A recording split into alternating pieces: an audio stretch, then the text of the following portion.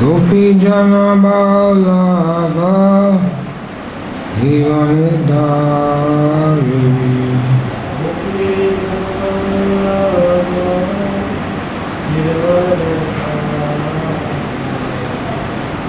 Yasodanandana Bhajana Ranjana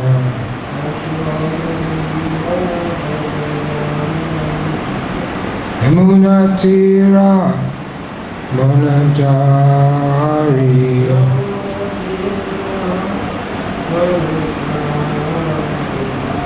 Nirada Madhava Kunja Bihari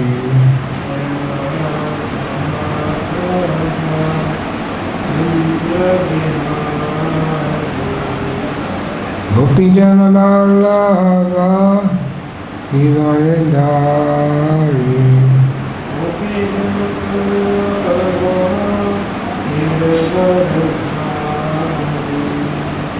Yasodanandana Bhajana Ranjana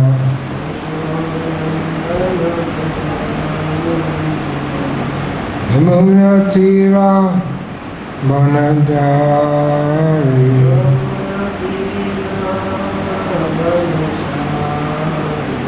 Yamunatira Manajari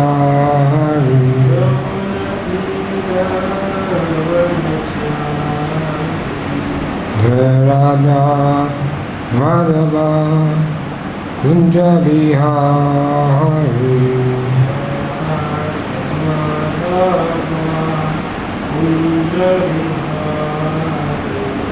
Radha Madhava Kunja Bihari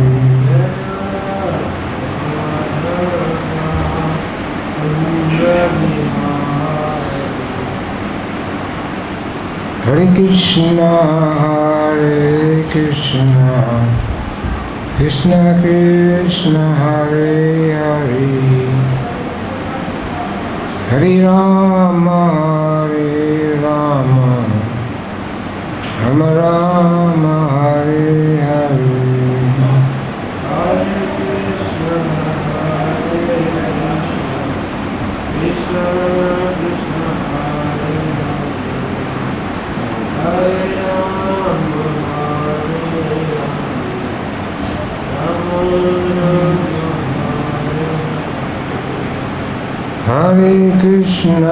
Hare Krishna Krishna Krishna Hare Hare Hare Rama Rama Rama Hare Hare Hare Krishna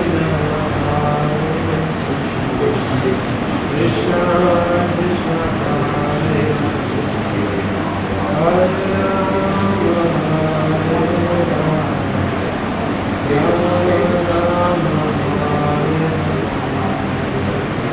Jaya Prabhupada Prabhupada Prabhupada Jaya Prabhupada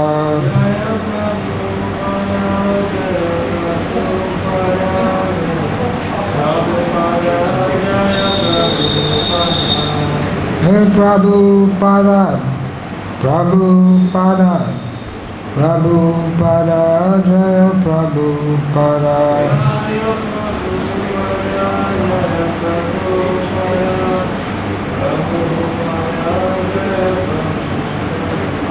Gautamananda.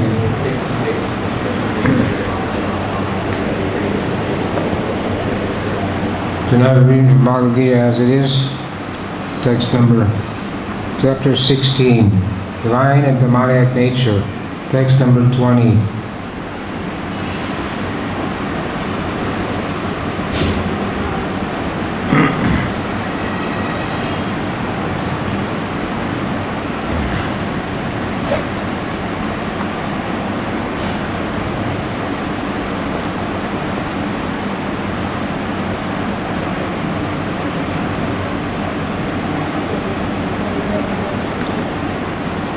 Ashurim yoginam apana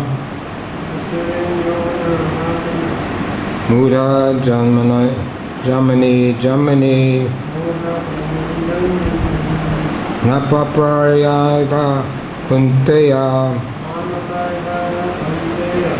Tato Jayanti Adanamagatim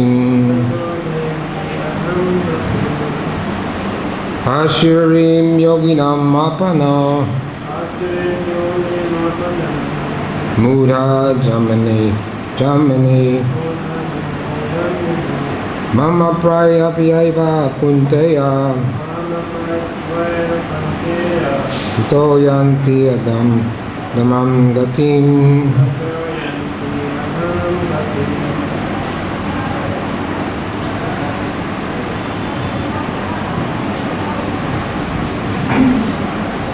Word for word. Ashirim demoniac. Yonim species. Apanam gaining. Mudha the foolish. Jamani the birth after birth. Mam me. Aprapya without achieving. Eva certainly. Kunteya son of Kunti. Tata thereafter. Yati go. Adaman condemned. Yatim destination. Translation purport by His Divine Grace A.C. Bhaktivedanta Swami Srila Prabhupada.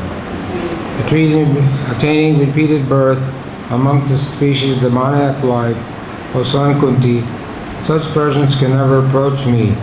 Gradually sink down the most abominable type of existence. Purport. It is known that God is all merciful, but here we find that God is never merciful to the demoniac. It is clearly stated that demonic people, life after life, are put into the wombs of similar demons, and not achieving the mercy of Supreme Lord, they go down and down, so that at last they achieve the bodies like those of cats, dogs, and hogs. It's clearly stated that such demons have practically no chance of receiving the mercy of God at any stage of later life. The Vedas also stated such persons gradually sink and become dogs and hogs. It may be argued in this connection that God should not be advertised as all merciful if He's not merciful to such demons. In answer to this question, the Vedanta Sutra, we find that the Lord has no hatred for anyone. The placing of Asura, the demons, in lower status of life is simply another feature of His mercy. Sometimes the Asuras are killed by the Supreme Lord, but this killing is also good for them. In Vedic literature, we find anyone who is killed by the Supreme Lord becomes liberated. There are instances in the history of many Asuras, Ravana, Kamsa, Hiranyakashipu, to whom the Lord appeared in various incarnations just to kill them. Therefore, God's mercy is shown to the Asuras if they are fortunate enough to be killed by Him.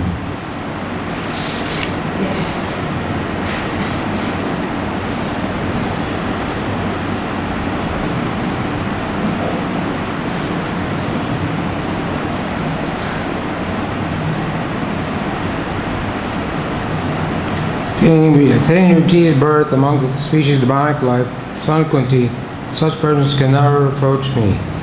Gradually they sink down the most abominable type of existence.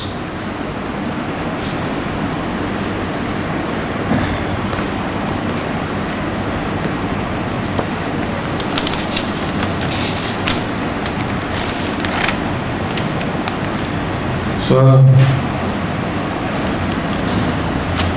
we have a big audience tonight. Thank you all for coming. Make sure to leave space for someone else.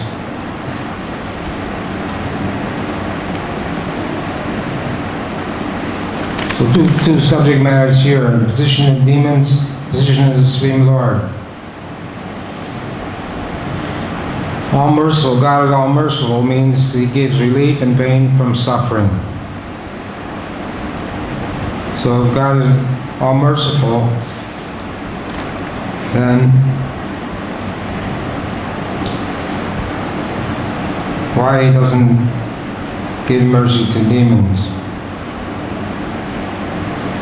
As Krishna says in Bhagavad Gita, Soam Sarva Bhuteshu Name Devesho Sti Na Priyaha Ye Bhajanti Tu Mam Bhaktya Aite Teshu Chapiyaham.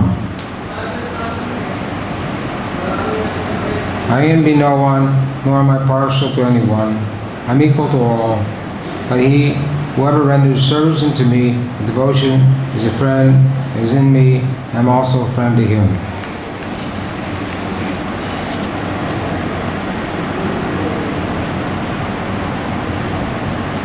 So, is this partiality? Right.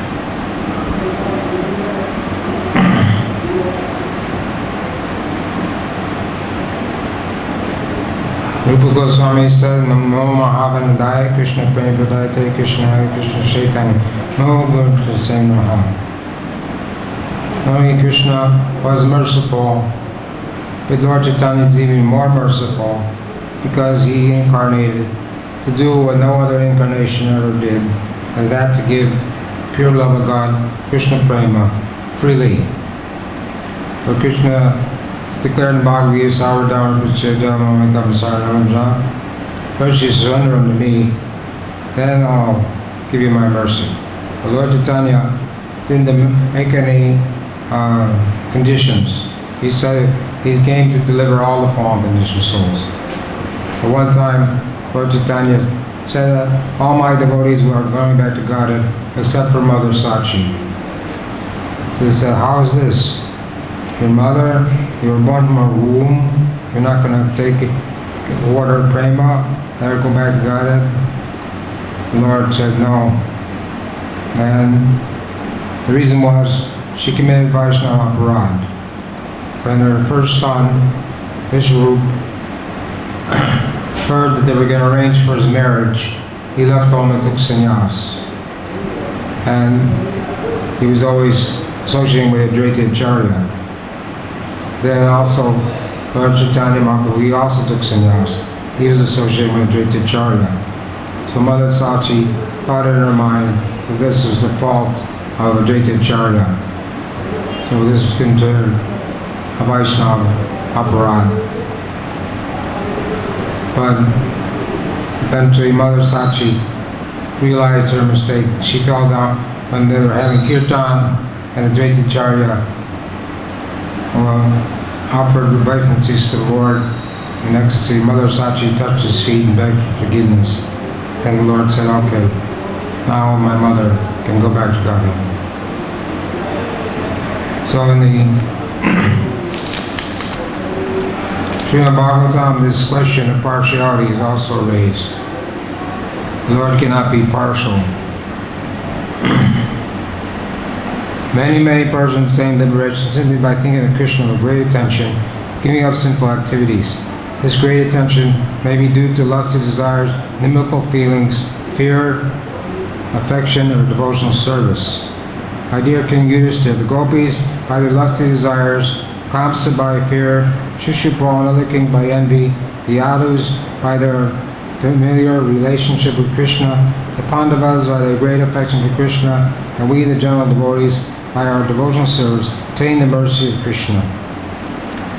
Somehow or other, one must consider the form of Krishna very seriously. Then, by one of the 5 different processes mentioned above, one can return home back to Godhead. Atheists like King Vena, however, when unable to think of Krishna's form in any of these 5 ways, cannot attain salvation. Therefore, one must somehow think of Krishna, whether in a friendly way or inimical.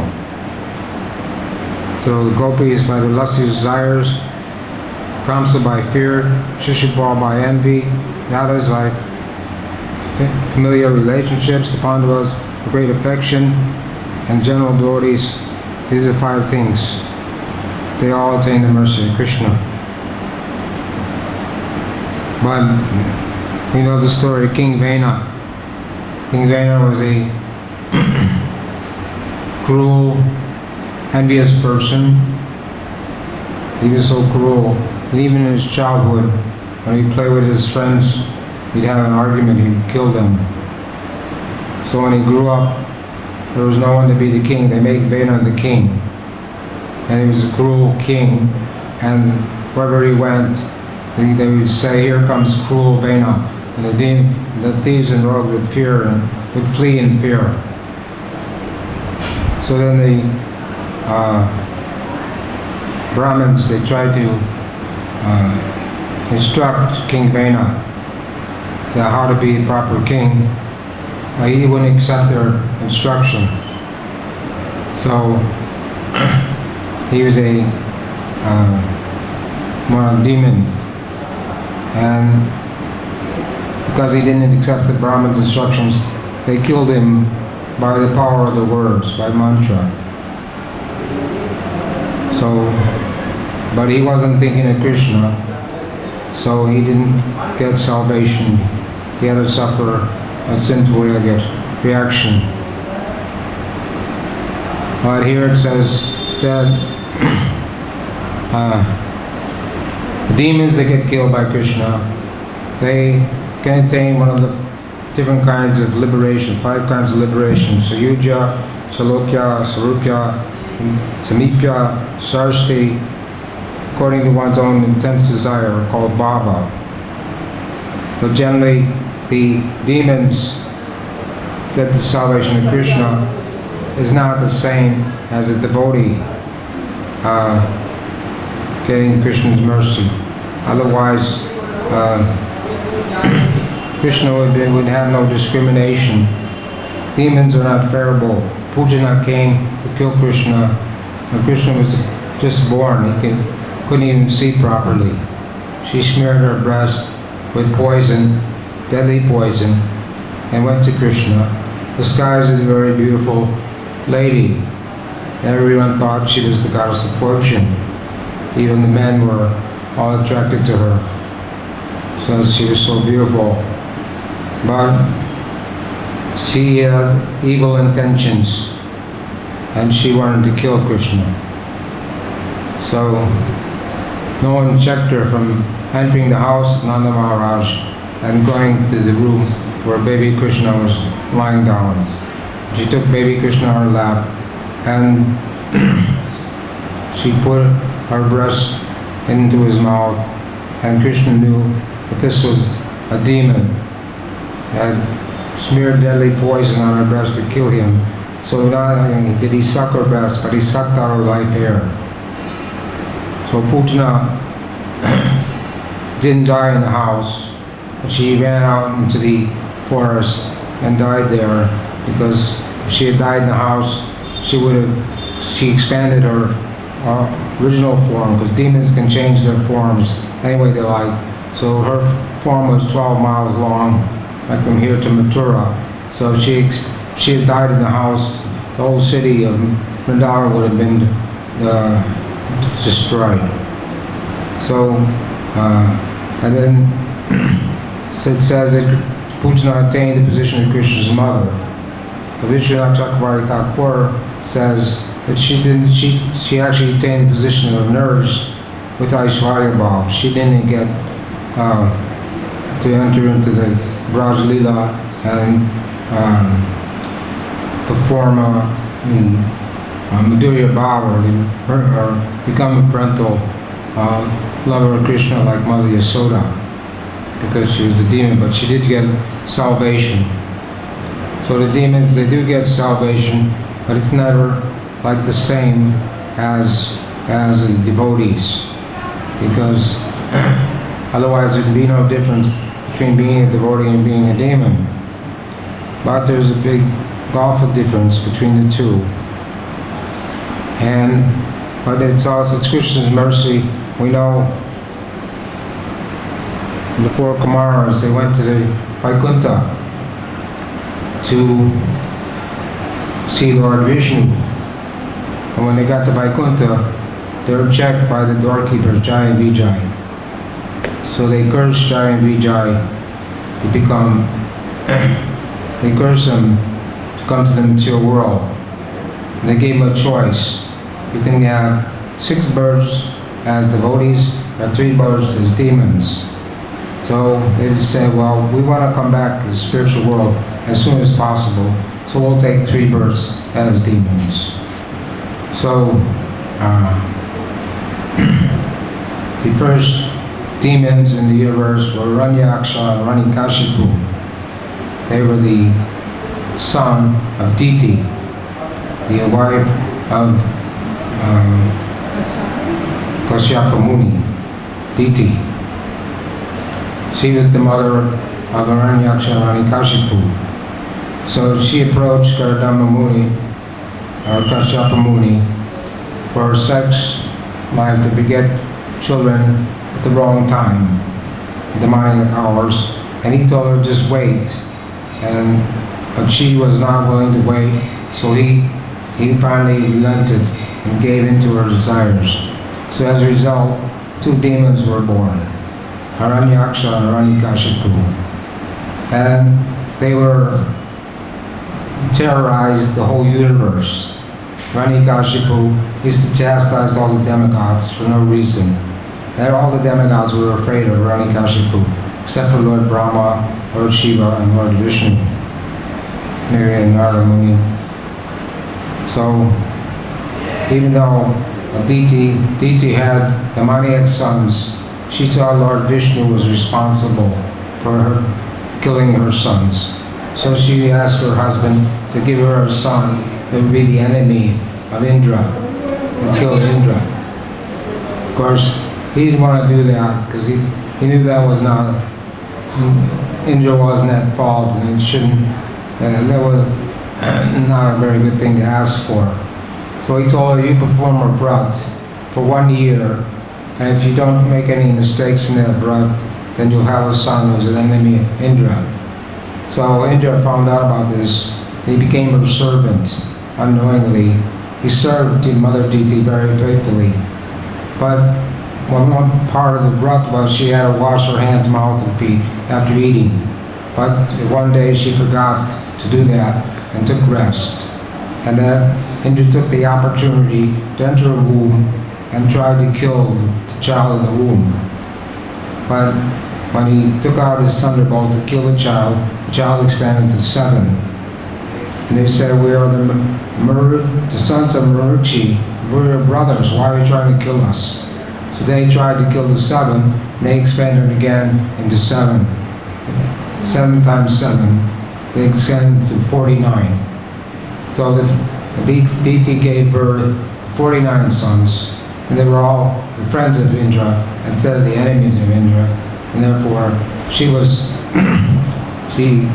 begged forgiveness from Indra for her evil intentions. Anyway, so these demons were terrorized the universe, and the quality of demons are they're always envious, they're always violent, always hateful, unclean. They don't want Krishna's mercy, so he doesn't give it. Then it says they're demons that are constant inhabitants of hell. We're reading about the hellish planets, how the demons have to suffer and go to hell, and then come back. And here it says they come back lower species as dogs and hogs, and go up and down and go up and down in this way. But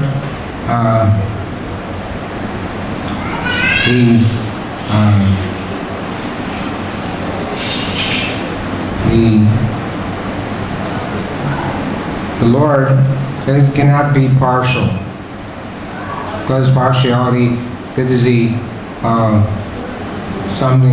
quality of the material world. The Lord, it says, Soham Sarva Bhuteshu, is equal to all, because he's not influenced by 3 modes of material nature. And therefore, he can't be partial and are impartial. He's neutral and of respect. But still here he has more affection for his devotee. Just like the man, there are many children playing and there may be some dangers. So the the father will want to protect all the children, but he'll be more affectionate and more protective to his own child. So Krishna's like that. He favors his devotees because they want to serve him with love and devotion, or the demons don't want to serve him with love and devotion. And sometimes the question raised, how is that bad things can happen to good people if God is all merciful? So the Christians, the Jews, the Muslims, they can't answer that question. But we can answer that question. It's not that bad things happen to good people, but not the people, who is good people, who is bad people. That's the question. So someone, according to his karma, as you sow, so shall you reap. It says in the Bible. So according to one's karma, this life or previous life, if you do something wrong in a previous life, you have to suffer a reaction in this life. Or even if you do something wrong in this life, you may get an immediate reaction.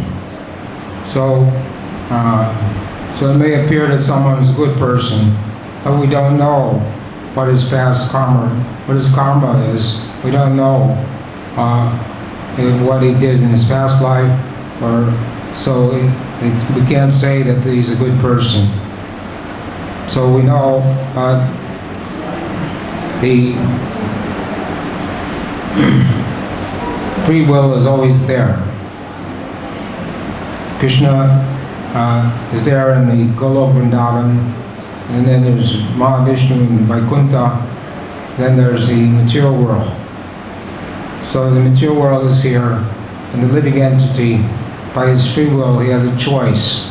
Or he wants to go to the spiritual world and serve Krishna, or he wants to come to the material world and try to enjoy apart from Krishna. So Krishna, he's the overseer and permitter. He doesn't interfere with one's free will.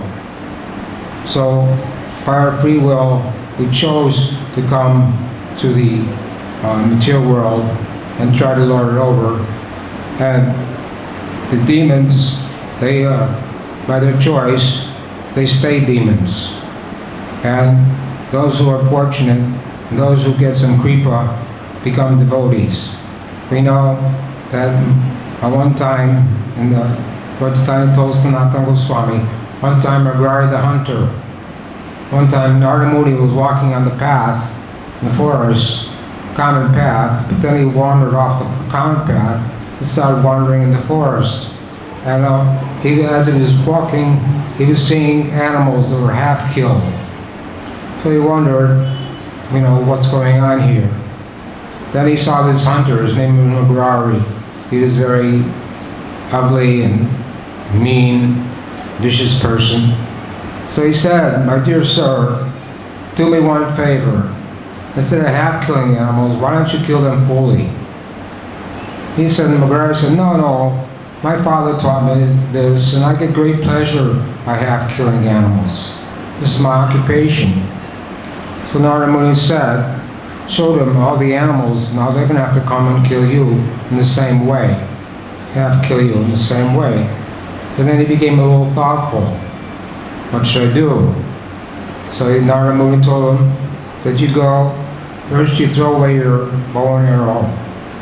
Then he said, well, how can I do that? Then how I'll maintain myself? He said, Narada Muni said, never mind, I'll maintain you.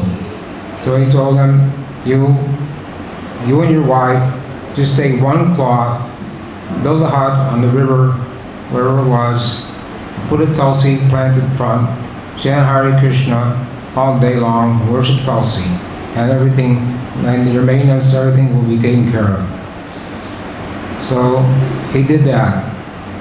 And people were bringing him alms, and when they heard that the hunter became a Vaishnava, they were bringing him alms, and he was maintaining himself. Then Narada Muni brought his friend Parvat Muni to see his disciple. And when they were coming, the hunter, McGregor the hunter, was jumping up and down instead of offering obeisances. So when Narada Muni came to him and said, well, what was the reason for that? He said, because there were some ants on the road, I didn't want to step on them. So this is called Kripasiddha. He was a big, big demon. He had no chance of ever becoming anything else. But somehow he got the mercy of a pure devotee like Narada Muni and was transformed into the Vaishnava. We know Jaga and Madai, they were so sinful that when Yamaraj asked his scribes, he had 100,000 scribes, to write down the sins of Jaga and Madai, they said, we can't do it, it's impossible. And then Yamaraj fainted on his chariot in the heavens, and the demigods came and did kirtan to revive him, because he fainted out of ecstasy. That the Lord was so merciful that he delivered Jaga and Madai, even though they were so sinful. There wasn't one sin they hadn't committed. They would go around burning people's houses, killing cows, raping women. They would do everything, eating meat, whatever you can think of, they would do anything. But one thing they didn't do, they didn't commit Vaishnava aparad, because they only associated with other drunkards, and they never associated with Vaishnavas. So therefore, they got the mercy of Lord Chaitanya and Lord Nityananda. Even though they hid Lord Nityananda, still Lord Chaitanya was willing to forgive them. And Jaga and Madai, they begged Lord Nityananda to forgive them, so Lord Nityananda forgave them. And then they gave up their evil ways as drunkards and began chanting 2 lakhs of the holy name, Hare Krishna, Krishna Krishna, Hare Hare, Hare Ram, Ram Ram, Hare Hare, every day. But this is another example, Kripa Siddha. But this is very rare. It's like instead of going to university, you wait for an honorary degree. So some universities, they give honorary degrees to people that do make some great achievements, publish some books or do something, or invent something. But for the common people, you can't sit at home and think I'm going to get an honorary degree. You have to go to school and take the courses. So in the same way, this Krishna consciousness movement was started by Srila Prabhupada to awaken the conditioned souls, give everyone a chance to become devotees of Krishna. And those who were innocent and open-minded took to this process of Krishna consciousness. Those who were not open-minded and innocent did not take to Krishna consciousness. And Prabhupada was lecturing in Australia. They made this big Vyasa sign for Prabhupada. It looked like a spaceship. Something really unbelievable. I don't know how they made such. Anyway, because Prabhupada was sitting on that, when Prabhupada was giving a lecture, people in the audience, some students in the audience, they became envious of Prabhupada. Started challenging him. So instead of taking the Krishna consciousness, they committed offenses. So then Prabhupada didn't stop that program. He would not sit on the Vyasa in public anymore, because he knew people were envious. Even he was talking to one reporter in Chicago, and the reporter asked him, why you're not sitting on the Vyasa. He said, well, if I was sitting there, you'd be envious. So Prabhupada went to America, went to all over the world. He traveled around the world 14 times in 12 years to spread this Krishna consciousness movement, because it was Lord Chaitanya's prediction that in every town and village the holy name would be chanted. And he made low-class people who were destined to be demons, into first-class people, and into Brahmins and Vaishnavas. Even though we got criticized by the Scott brothers and the Brahmin community in Vrindavan, all over India, that you can't make those kind of people into Brahmins and Vaishnavas. or sannyasis. But Prabhupada defeated that argument over and over again. And then there's so many quotes in Chaitanya Charitamrita, Srimad Bhagavatam, and Chaitanya Bhagavat, and Bhagavad Gita. Krishna says, Chaturvayam Manasishtam Guna Karma Vihagachaha. Says, even he says, Kriya Vaishyas Jata Sudras. Even the low class women, Vaishyas, and Sudras can all attain the supreme destination. So, it's not by birth. Well, no matter where you were born, it says even dog eaters. We don't, there are dog eaters in this world, but worse than that are cow eaters. But in the Vedic scriptures, there's no mention of cow eaters because no one would think of eating cows in the Vedic times, 5,000 years ago, or at the beginning of Kali Yuga. But people who are worse than dog eaters, they're cow eaters all over the world. And when Prabhupada went to America, all of his first disciples, they were also, most of them were cow eaters and taking drugs and doing all kinds of illicit sex. So gradually Prabhupada introduced the Krishna conscious movement and started in a small way, and gradually it grew and grew until he established 108 temples all over the world and printed many books and established Krishna consciousness. In this way,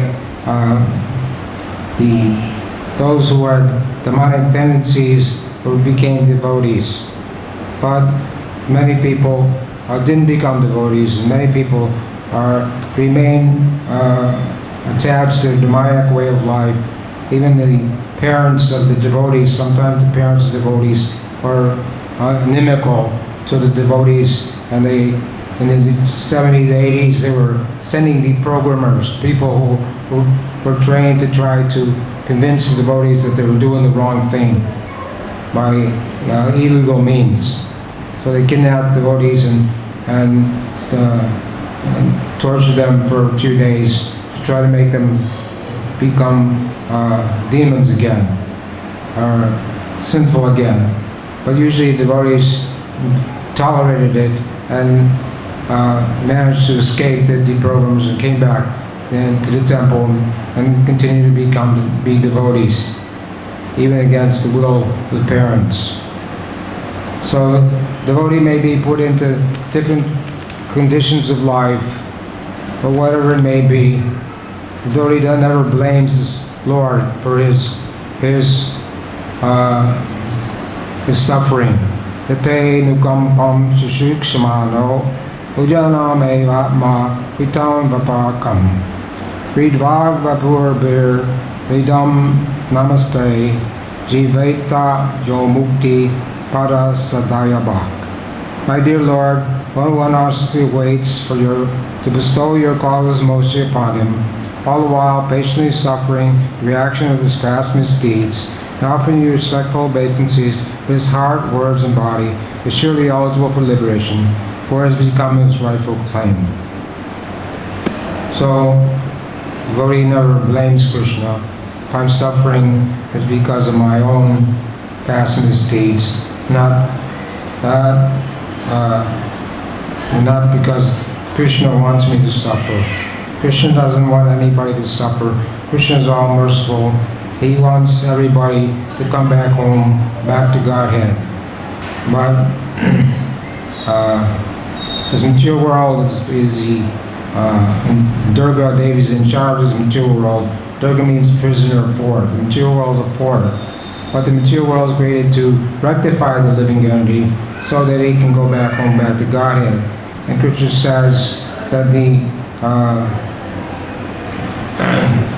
spiritual world is not illuminated by the sun or moon or fire nor electricity, but one goes there and never returns to the material world.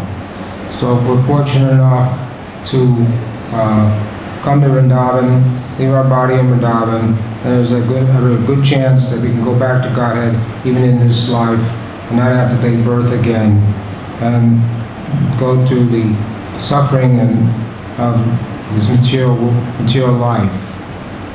So whether one But the killing of demons is not the same as the devotion of the devotees or the bhava of the devotees.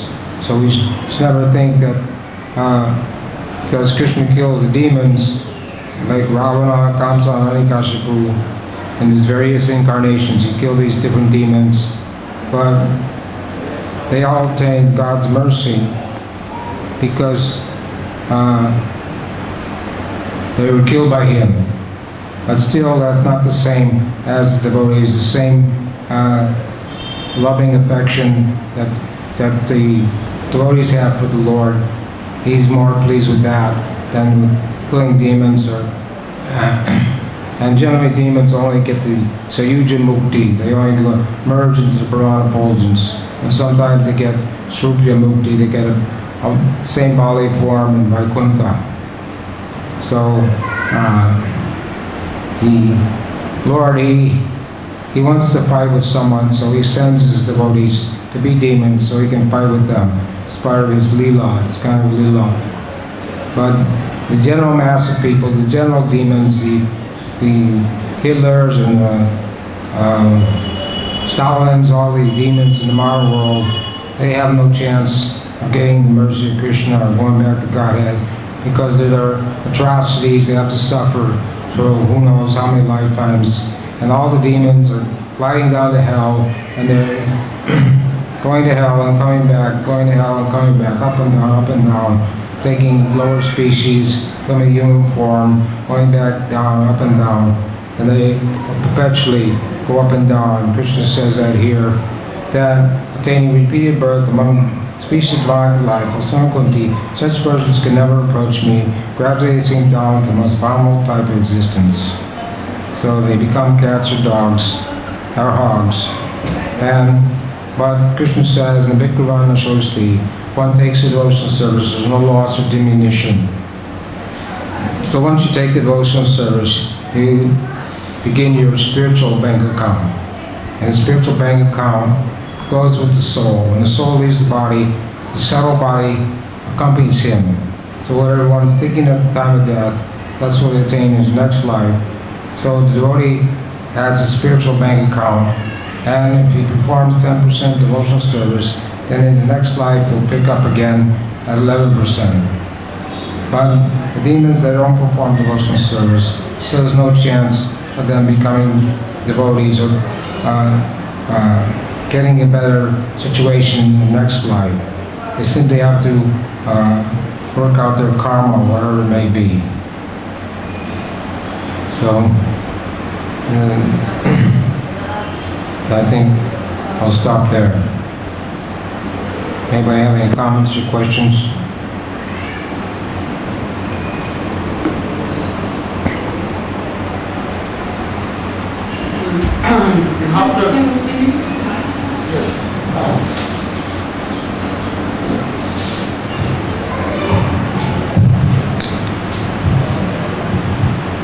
You have the Kripa Siddh, the Sadhana Siddh and Nitya Siddh. And you have the Nitya Prathas. The term Nitya Pratha means eternally bound. So is there any chance for the Nitya Prathas to get salvation? What's the question? You have three categories, right? Like Sadhana Siddh, Kripa Siddh and Nitya Siddh. Yeah, right. And then you have the Nitya Prathas, means eternally bound. So is there any chance for the Nitya Prathas to get salvation? Yeah, I just told you. If one meets a pure devotee or has Sukriti, either way, Nectar Devotion says Sukriti from past life means you did perform devotional service in your past life, or if one meets a pure devotee, then he can get Sadhana Siddha, and then he can get to attain perfection. So it's possible. If one meets a bona fide spiritual master, follows the instructions, takes the devotional service, gives up his sinful activities, then he can attain perfection. Otherwise it's not possible. You have to get the mercy, pure devotee. Alright, Bhagavad Gita as it is, Ki Jai. Srila Prabhupada Ki Jai. Jai Guru.